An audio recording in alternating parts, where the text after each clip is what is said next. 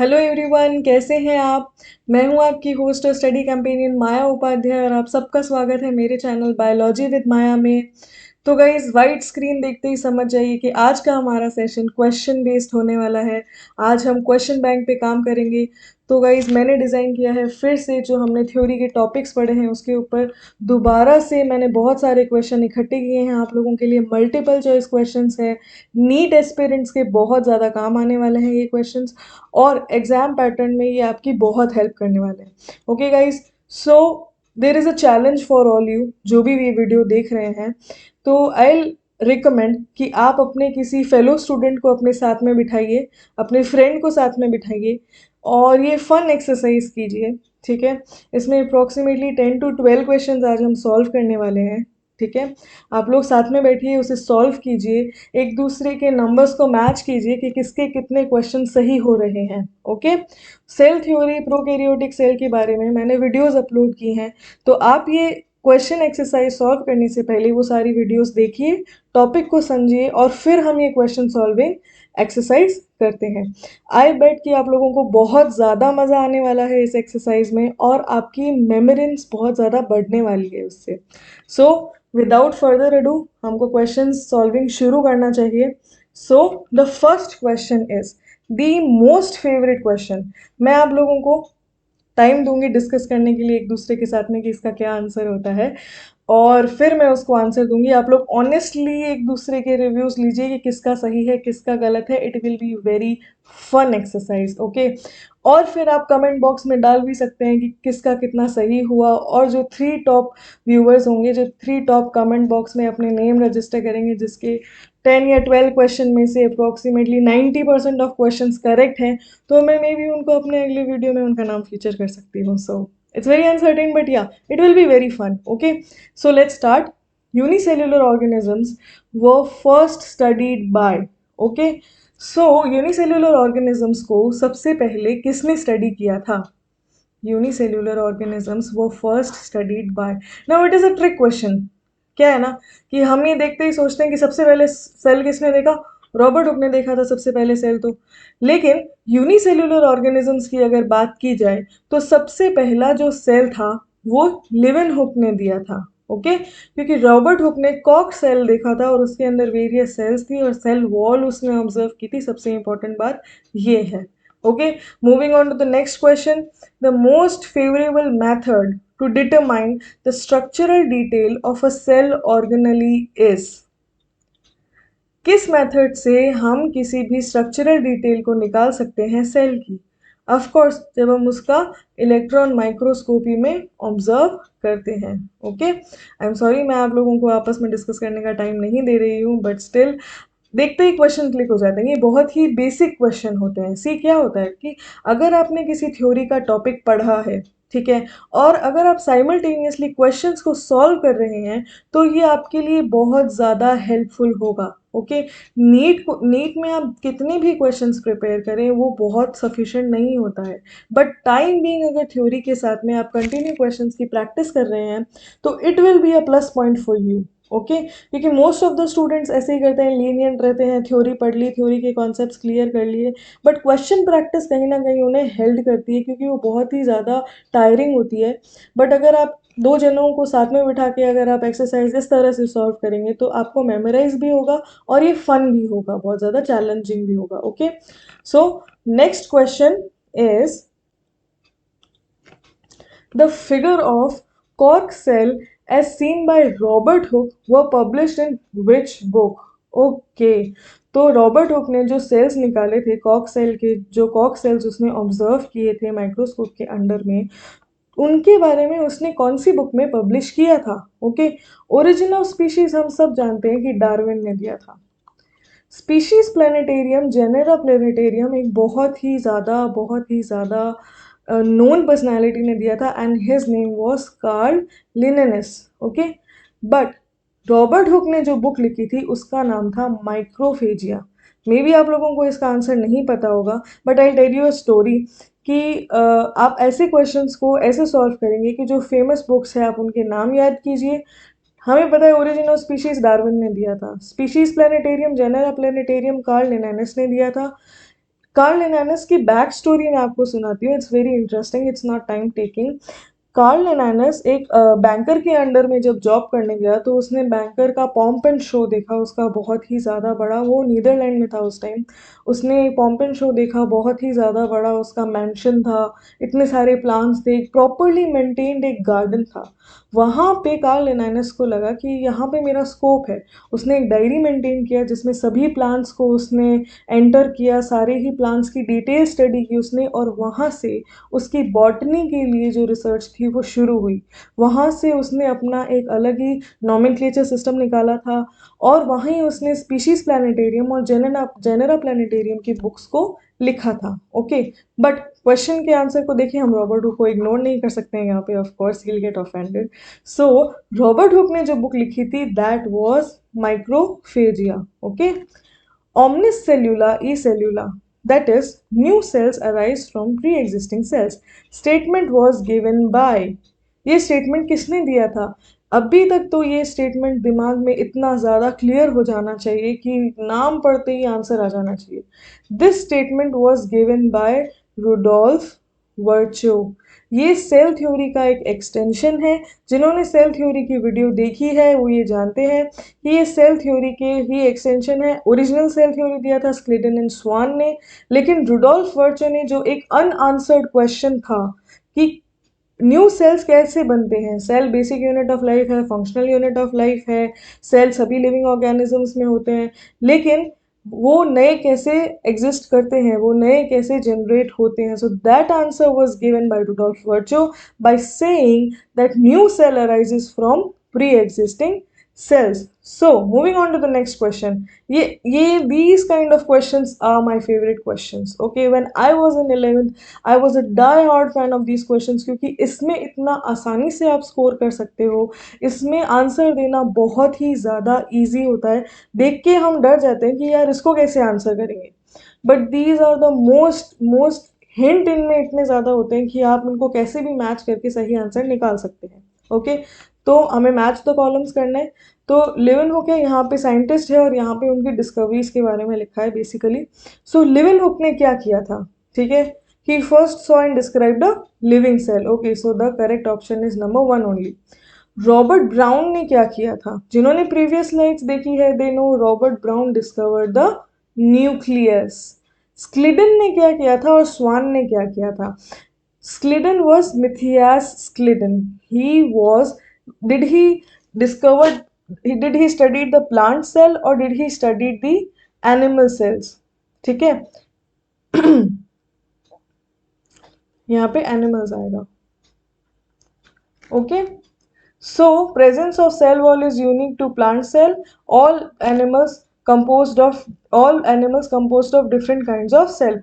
तो स्क्लिडन was a botanist, तो उसने प्लांट सेल की स्टडी करी, और स्वान वॉज अ जोलॉजिस्ट, तो उसने एनिमल सेल की स्टडी करी। अब इनको हम मैच करके आंसर लिख सकते हैं। ए का आंसर जहाँ पे फर्स्ट है, बी का आंसर जहाँ पे थर्ड है, सी का आंसर जहाँ पे सेकंड है, और डी का आंसर जहाँ पे फोर्थ है। तो our correct option is question option number 2। Okay, तो आप ऐसे इसको आराम से सॉल्व कर सकते हैं। अच्छा, नाउ व्हाट हैपेंस कि अगर आपको किसी एक का आंसर नहीं मालूम है और अगर आपको किसी 3 के आंसर मालूम है तो आप उसमें से भी कॉम्बिनेशन देख के आंसर कर सकते हैं। Okay, now next question is longest portion of bacterial cell is. Bacterial cell का डायग्राम आपको याद होगा, मैंने प्रोकैरियोट्स के सेकंड पार्ट में या फर्स्ट पार्ट में बैक्टीरियल सेल का डायग्राम दिया है। This is a rod shape bacteria, this is bacillus, और यहाँ पे सबसे पहले आउटर कवरिंग यानी ग्लाइकोकैलिक्स है, फिर सेल वॉल है, फिर प्लाज्मा मेम्ब्रेन है। ये 3 लेयर्स इस तरह से होती हैं। इनमें ऊपर ये होते हैं फिम्ब्रे, ये होते हैं पिलाए, और ये होते हैं flagella, filament. Okay, so longest portion of animal cells are filaments. Okay, glycocalyx of bacterial cell may occur in the form of loose sheet known as fill in the blanks, or it may be thick or tough called fill in the blanks. You know, we used to solve fill in the blanks and when we were in junior classes. So यहाँ पे भी वो है, तो basically हमें fill in the blanks भरने हैं। Glycocalyx of bacterial cell में अगर in the form of loose sheet. Now glycocalyx में भी दो पार्ट्स होते हैं, दो टाइप ऑफ अरेंजमेंट होते हैं। अगर वो लूज शीट में है तो उसे हम स्लाइम लेयर कहते हैं, और अगर वो थिक और टफ है तो उसे हम कैप्सूल कहते हैं। Okay, so first fill in the blanks में स्लाइम लेयर आएगा और second fill in the blanks में कैप्सूल आएगा। So the correct option is this. मैंने इसमें टाइप नहीं किया है, I am sorry, but first option is slime layer. Loosely pack है दैट मीन्स स्लाइम लेयर, और थिक और टफ है तो वो कैप्सूल है। Now if you guys remember, मैंने प्रीवियस वीडियो में आपको बताया था कि कैप्सूल की वजह से ही बैक्टीरिया में वायरुलेंस आता है, यानी जो बैक्टीरिया होते हैं वो एंटीबायोटिक रेजिस्टेंट होते हैं। ओके, वो एंटीबायोटिक रेजिस्टेंट होते हैं for just because of this capsule. Okay, now next is correct sequence of layers of bacterial cells envelope from outward to inward is bacterial cell wall हमने study किया था, तो उसमें आउटर यानी बाहरी सतह से अंदर की सतह तक, इनर मोस्ट लेयर तक आपको अरेंज करना है कि सबसे ऊपर क्या आता है, then what is the middle layer, and then what is the ultimate layer which is close to the cytoplasm. Okay, now if you don't even know the upper arrangement, make sure कि आप इसमें odd one out का option रखें। ठीक है, हमेशा जब ऐसे क्वेश्चंस होते हैं जहां कंफ्यूजन के मैक्सिमम चांसेस होते हैं, वहां आपको क्या करना है कि जो मोस्ट प्रोबेबल आंसर्स है उनको रखिए, जो लीस्ट प्रोबेबल है उनको आप रिजेक्ट कर दीजिए। ओके, तो आप क्या करेंगे कि आप ये एक बेसिक कॉन्सेप्ट दिमाग में रखिए कि जो साइटोप्लाज्म है उसके जो इमीडिएट बाहर की लेयर होती है वो हमेशा प्लाज्मा मेम्ब्रेन या सेल मेम्ब्रेन ही होती है। ओके, तो इनर मोस्ट लेयर जो है वो हमेशा सेल मेम्ब्रेन ही रहेगी। तो अगर हम ये दो ऑप्शन कंसिडर करें और सेकंड और फोर्थ को हम रिजेक्ट कर देते हैं, फिर हम देखते हैं कि अगला क्या हो सकता है, पहले सेल वॉल आएगी या पहले ग्लाइकोकैलिक्स आएगा। ओके, नाउ ये क्वेश्चन हम कैसे आंसर कर सकते हैं कि हमने देखा था ग्लाइकोकैलिक्स या कैप्सूल होता है या स्लाइम लेयर में के फॉर्म में होता है, उसमें कन्वर्टेड होता है। ओके, सबसे पहले जो आउटर कवरिंग होती है, gram positive gram negative bacteria के डिफ्रेंसिएशन को आप अगर मेमोराइज करते हैं तो आपको पता चलेगा कि ग्लाइकोकैलिक्स का उसमें कितना इंपॉर्टेंट रोल होता है। So correct option is option number 3। Why? Because outer most layer is glycocalyx, then it is cell wall, then it is cell membrane. Innermost layer is cell membrane. Okay, I hope आपको यहाँ तक समझ आएगा। फिर भी अगर आपको confusion रह सकता है तो आप मेरे कमेंट बॉक्स पे कमेंट कीजिए, I will explain you in a better way in the next video. Okay, which of the following is enveloped by a nuclear membrane? It's a trick question. Typical bacteria? No. Typical bacteria don't even have a nucleus, so how it will be enveloped in a nuclear membrane? It's a wrong choice. PPLO, pleuropneumonia like organisms? No. Viruses? Not at all. वो cell की category में ही नहीं आते, तो plasma membrane is a way out of reach. So the correct option is none of these. ये तीनों ही ऑप्शन सही नहीं है। So moving on to the next question we have, if you remove fimbriae from bacterial cell wall, which of the following would you expect to happen? यहाँ पे you have to remember the function of fimbriae. fimbriae क्या करते हैं? अगर आप previous video जाके देखेंगे तो उसमें हमने जो अपेंडेजेस हैं बैक्टीरिया की, उसकी अपेंडेजेस में हमने 3 पार्ट्स लिखे थे, fimbriae, flagella and pili. Flagella are for locomotion, pili are for recombination, fimbriae are for cell layer adhesion or attachment of one cell to another cell in bacteria for the formation of colonies or for sticking onto a surface. Okay, so here we see that the bacterium would no longer swim. यहाँ question में ये पूछ रहा है कि अगर fimbriae को bacterial cell से हटा दिया जाए तो बैक्टीरिया कौन से फंक्शन में पीछे रहेगा। So bacterium would no longer swim. Why it would no longer swim? हमने कोई वो थोड़ी फ्लैजिला थोड़ी हटाया है। Second, the bacteria would not adhere to the host tissue. Okay, transportation of molecules across the membrane would stop. Okay, how would it stop? Transportation of membrane का काम तो प्लाज्मा मेम्ब्रेन का होता है। Okay, shape of bacteria would change, no, shape of bacteria would not change, glycocalyx पे depend करता है.